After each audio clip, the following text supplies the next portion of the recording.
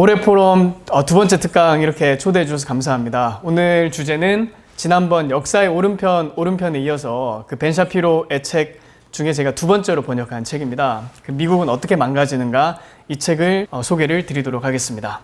간단하게 제 소개를 다시 드리자면 전 이름은 노태정이고요. 현재 고려대학교 국제대학원에서 박사과정 국제정치 전공을 하고 있습니다. 그리고 샤피로의 책을 3권을 번역을 했어요. 좋은 자리를 마련해 주셔서 이렇게 소개하는 시간을 가지려고 합니다. 간단하게 저자 소개 말씀드리면 벤 샤피로 작가, 변호사, 정치평론가 타이틀이 있고 현재 종합미디어 기업 데일리 와이어에 경영을 하면서 미국에서 활발하게 활동을 하고 있습니다. 만약에 소개에 대해서 궁금하신 분은 지난번 비밀 영상을 보시면 좀 더 제가 디테일하게 소개를 해놨어요. 그래서 그거를 참고해 주시면 감사하겠습니다. 이번 책의 원 제목은 그 How to Destroy America in 3 Easy Steps라고 영어로는 그렇게 되어 있습니다. 그러니까 어떻게 하면 미국을 3가지 손쉬운 방법으로 파괴시킬 수 있을 것인가, 이런 제목인데 이걸 한국어로 번역하면서 미국은 어떻게 망가지는가 이렇게 번역이 돼서 지금 출판이 되어 있습니다. 약간 설명을 드리자면 이 책은 지난번 강의 때 말씀드렸던 역사의 오른편의 후속작이라고 할 수 있습니다. 그 당시에 역사 오른편에서 샤피로가 중요한 질문을 2가지 제시했었죠. 우리는 왜 이렇게 잘 살게 됐는가? 서구는 왜 이렇게 발전했는가? 또 미국 사람들은 왜 이렇게 큰 번영을 누리는가? 서방에 있는 사람들은 왜 이렇게 큰 축복을 받게 됐는가? 그리고 한편으로 그 축복 가운데서도 왜 많은 사람들은 그렇게 불행해하고 불만에 가득 차 있는가? 이제 그 2가지 질문에 대해서 본인이 생각하는 철학과 그 역사에 대한 인식을 기반으로 답을 해나가는 형식의 책이었습니다. 그리고 서구 문명이라는 것은 유대 기독교와 그리스 이성의 그 어떤 시줄과 날줄을 통해서 상호작용을 통해서 건설이 됐는데 그것은 단순히 인종이나 철학이나 그런 문제가 아니고 가치관에 대한 부분이다. 그래서 누구든지 그 가치관을 받아들이는 사람은 서구의 일원이 될 수 있다. 그것이 핵심이었습니다. 근데 그 서구 문명 중에서 그 문명의 정점을 상징하는 국가가 어디냐면 바로 미국이에요. 그 샤피로의 모국이기도 한 미국입니다. 그래서 그 샤피로는 자기가 가장 좋아하는 챕터가 어디냐라고 질문 받았을 때 그 역사의 오른편 중에 챕터 5, 창조주로부터 부여받은 것이란 이 챕터를 가장 자기는 애정한다라고 인터뷰에서 표현을 하더라고요. 근데 거기 부제가 뭐냐면 이제 과학의 힘, 또 계속되는 과학의 진보, 고전적 자유주의의 대두, 개인의 탄생, 또 미국의 승리, 절정, 이렇게 그 서구 문명의 아주 절정까지 올라가는 그 클라이맥스를 디테일하게 묘사했던 그 챕터가 바로 챕터 5였습니다.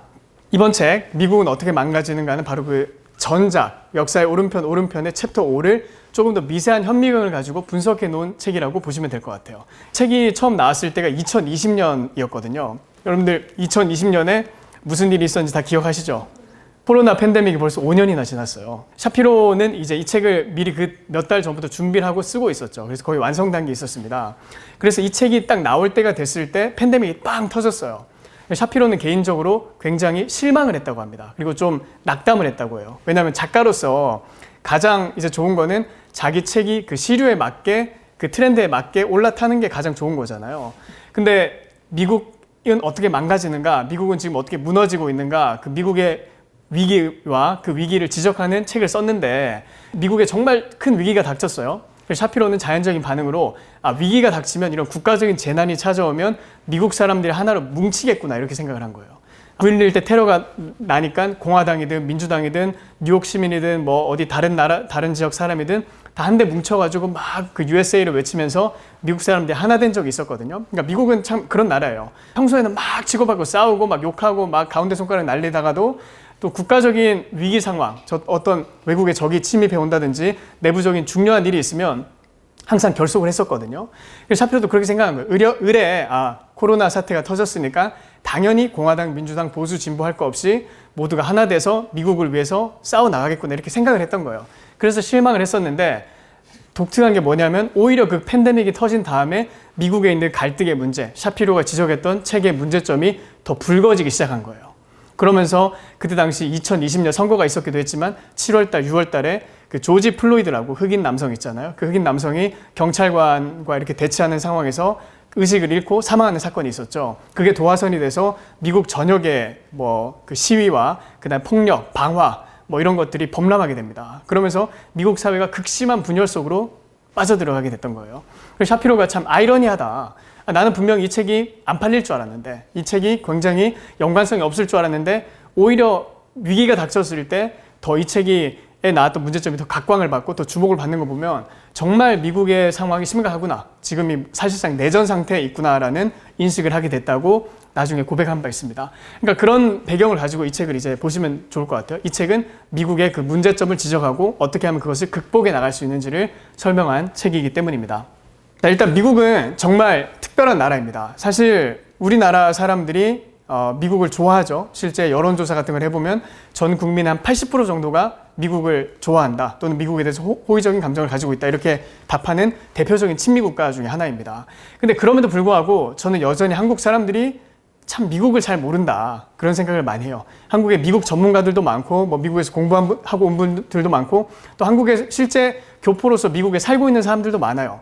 하지만 그런 분들 중에서도 물론 예외는 있겠죠. 하지만 다수의 분들은 미국이 어떤 나라인지, 어떤 이념과 가치관에 기반해서 만들어졌는지, 그리고 어떤 역사와 철학과 문화를 배경으로 하고 있는 나라인지, 그 미국의 본질이 무엇인지, 다시 말해서 그 미국의 영혼이 무엇인지, 그 미국의 소울이 무엇인지까지 깊이 있게 인식하는 사람들은 많지 않다는 것입니다. 그래서 제가 이 책을 번역할 때도 우리 한국 사람들에게 그 미국의 한 정수, 그 미국의 본질이 무엇인지를 소개해주고 싶다는 그 열정을 가지고 이 작업을 했던 기억이 납니다.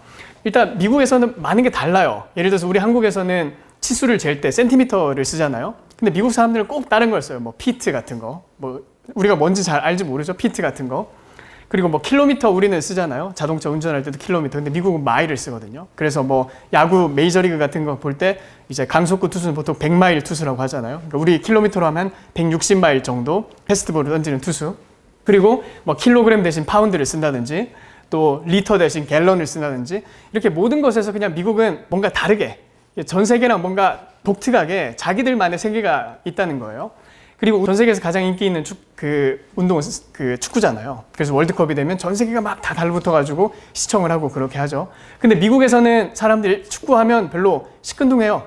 관심도 별로 없어요. 크게.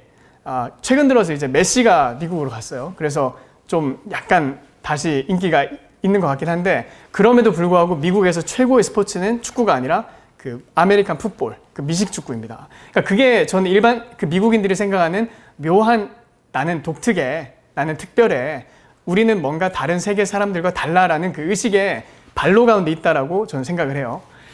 그런 것을 이제 종합적으로 말해서 미국 예외주의라고 이렇게 표현합니다. 그러니까 American Exceptionalism. 미국에서는 모든 것이 예외적이고 다르다, 뭔가 차이가 있다라고 표현하는 것이죠.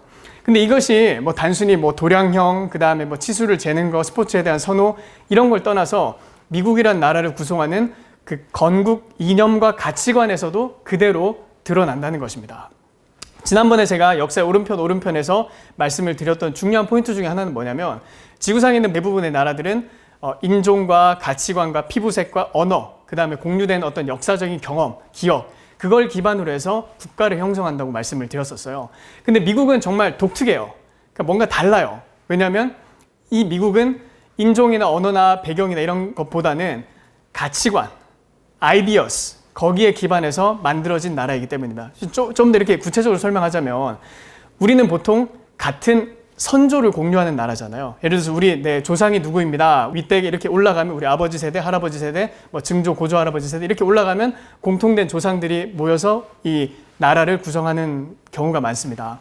하지만 미국은 같은 조상이 아니고 같은 후손을 공유하는 나라라는 표현이 있어요. descendants. 그러니까 미국에서 태어난 사람뿐만 아니라 미국에 와서 이민 와서 미국의 가치, 미국이 지향하는 그 국가적인 이념에 동화되는 모든 사람들이 같은 후손으로서 정체성을 가지게 된다는 뜻이죠. 미국 국부들에게는 처음 미국이 건국됐을 때 이 나라가 지구상에 존재하는 다른 모든 나라들과, 독립을 이뤘던 영국을 비롯해서 그 유럽의 나라들과, 그 유럽을 이제 올드 월드라고 하거든요. 9세대. 그 나라들과 달라야 한다는 강박에 가까운 신념이 있었습니다. 그리고 그 신념을 바탕으로 치열하게 고민하고 역사를 공부하고 또 정부 시스템을 연구한 끝에 그들이 대륙회의를 하고 그 다음에 토론을 하고 만들어낸 나라가 바로 미합중국이라는 거예요. 그래서 이것은 미국 사람들이 이렇게 표현해요. 우리는 실험을 했다. 위대한 실험을 했다. 일종의 국가를 통해서 하나의 프로젝트를 시도했던 것입니다. 국가를 통해서 이루어진 위대한 실험이자 프로젝트. 그게 바로 아메리칸 익스페리먼트, 미국의 실험입니다. 그리고 여러분들 미국이 1776년에 건국된 이후에 지금 벌써 한 260년 가까이 이렇게 지났는데요. 지금 그 실험이 성공인 것 같으세요? 아니면 실패인 것 같으세요? 대성공을 거뒀죠. 말 그대로 대박을 친 거예요. 아마 미국을 건국한 그 국부들도 미국 그 변두리에 있는 그 아메리카 대륙 동쪽에 있는 13개의 식민지가 지금 전 세계를 호령하는 이 엠파이어, 제국이 될 것이라는 것을 누구도 기대하지 못했을 거예요. 하지만 지금 현재 그 미국의 실험은 엄청난 성공, 대박이 됐고 그 성공 혜택을 지구상 많은 사람들이, 미국 시민뿐만 아니라 지구상 많은 사람들이 누리고 있습니다. 그 중에 뭐 대표적인 수혜자가 우리 대한민국이죠. 대한민국도 미국이 없었다면, 한국 전쟁 때 미국의 도움이 없었다면, 그 뒤에 미국의 원조와 이런 후견이 없었다면, 또 미국의 우리 경제 시스템에 대한 어떤 개방이라든지 수출을 도와준 이런 활동이 없었다면 지금의 대한민국도 존재하지 않을 것입니다. 그래서 대한민국 사람들도 역시 미국의 실험이 성공적으로 이루어지고 있다는 사실에 대해서 참 그 뿌듯하고 감사한 마음을 가져야 된다고 저는 개인적으로 생각합니다. 왜냐하면 우리에게와도 연관이 되는 일이니까요. 천재들의 시대, 앤토니 스칼리아라고 지금은 돌아가셨어요. 미국 전직 연방 대법관입니다. 그 저스티스였어요. 근데 이분이 이제 미국 보수 철학, 보수주의 사법 철학 중에서 그 오리지널리즘이라고 원본주의, 뭐 또는 근본주의 철학을 확립한 인물로 잘 알려져 있습니다. 그러니까 한마디로 헌법을 그 텍스트 그대로 이제 번역하고 해석해야 된다. 이거를 잡다하게 인간의 생각을 도입해가지고 해석하려고 하지 말고 원 저자의 의도가 뭔지를 해석해서 보수적으로 해석하게 된다. 이제 그거를 간단하게 말해서 그 철학을 이제 도입했던 사람인데요. 근데 이분이 이런 말을 남겼어요. 인류 역사를 되돌아보면 특정 분야의 천재들이 집단적으로 출현한 천재들의 시대가 있었습니다. 예를 들어서 기원전 5세기 때 아테네에서 철학이 그러했죠. 그래서 소크라테스, 뭐 플라톤, 아리스토텔레스 뭐 이런 사람들이 집단적으로 그 한 시대 또는 그 두 시대에 걸쳐서 태어나서 왕성하게 활동하면서 교류를 이루면서 그때 철학이라는 그 근본 틀이 만들어지게 된 거죠. 그리고 15세기 피렌체에서 예술 활동이 그랬죠. 그 당시에 이 천재들이 많이 흩어져 있던 게 아니에요. 그 피렌체 중심으로 해서 그 주변에 집단적으로 그 천재들이 함께 모여서 미술 활동, 예술 활동을 하면서 미술이 꽃피우게 됐던 거죠. 그리고 정부에 대한 이론에 관해서는 이제 스칼리아가 이렇게 얘기합니다. 18세기, 그러니까 1700년도 미국 대륙이 그러했습니다. 미국의 국부들은 정부에 관한 새로운 과학을 만들어서 인류에게 제시했습니다. 이것이 앤토니 스칼리아의 발언이에요. New Science of Government. 그럼 이것이 어떤 새로운 과학인지 우리가 오늘 강의를 통해서 한번 간단하게 알아보도록 하겠습니다. 자, 그럼 어떤 나라일까? 제가 말씀드렸죠. 인류 역사상 최초로 가치관에 기반해서 세워진 나라입니다. 그래서 다른 말로 하면 신조형 국가라고 할 수 있어요. 신조형 국가.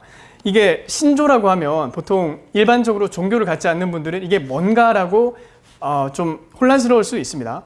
예시를 들자면 기독교라는 종교가 있다고 생각을 해보죠. 그러면 기독교를 믿기 위해서는 그 기독교가 제시하는 핵심 교리들이 있어요.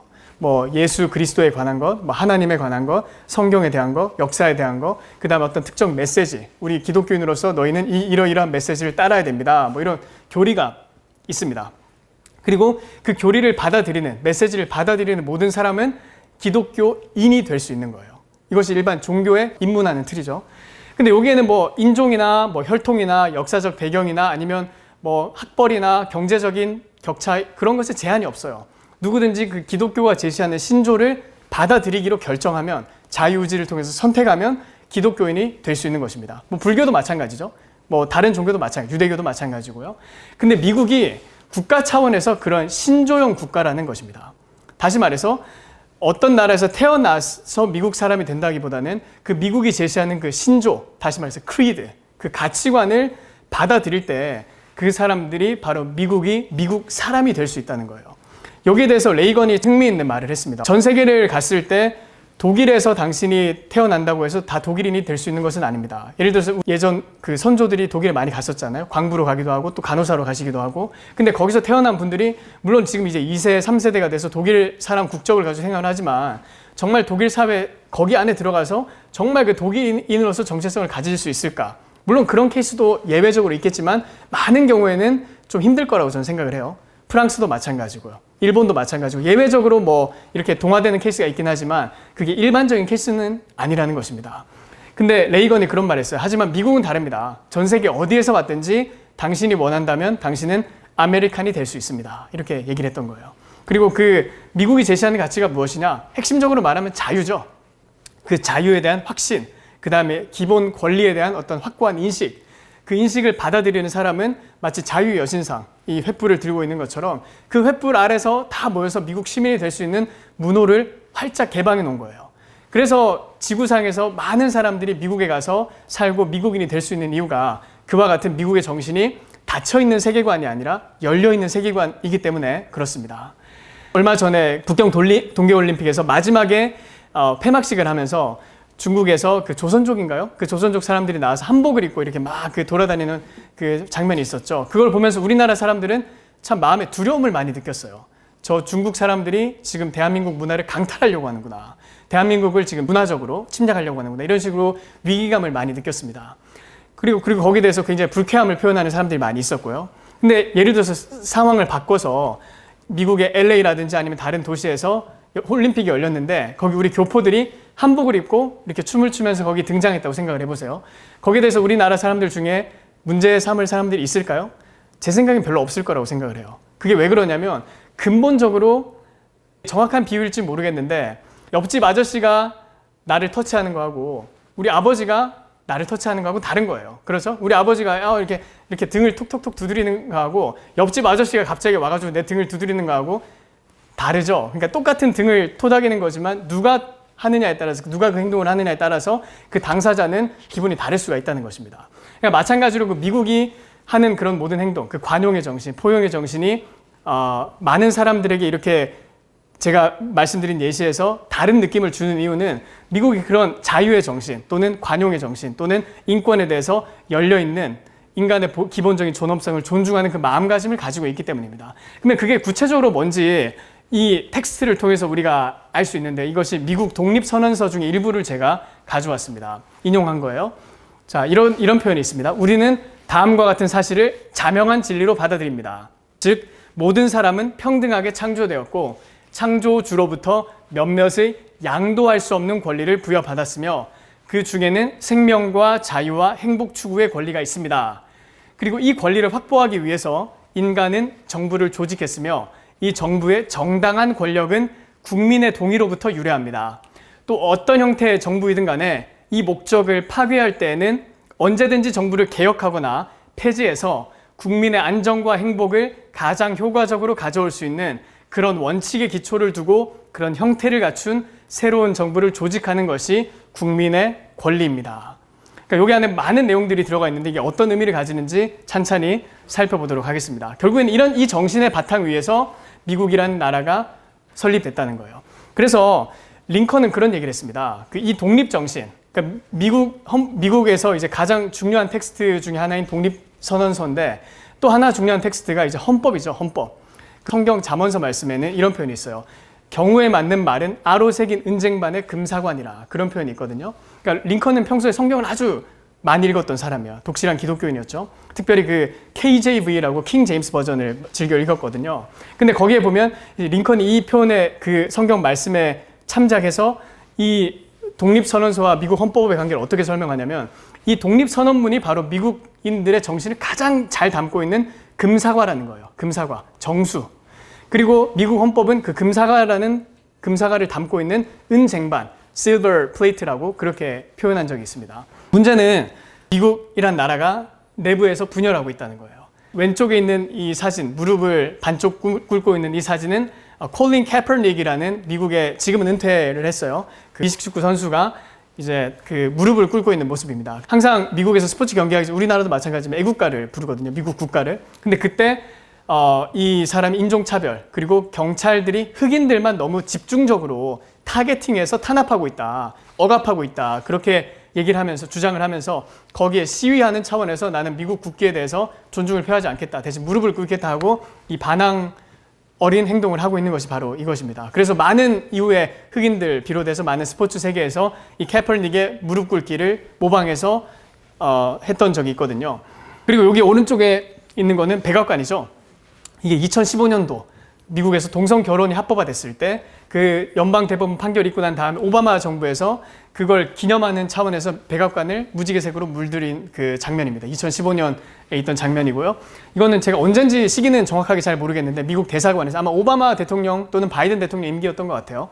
그때 미국 대사관, 주한 미국 대사관에서 이 성조기 옆에 그 무지개 깃발이 걸려있는 그 모습입니다. 6월달이 보통 이제 프라이드 먼트라고 해서 LGBTQ 하는 사람들 그 달을 기념하거든요. 그때를 기념해가지고 주한 미국 대사관에서 아마 메시지를 냈던 것 같아요. 이거 보면 여러분들 기분 나쁘죠?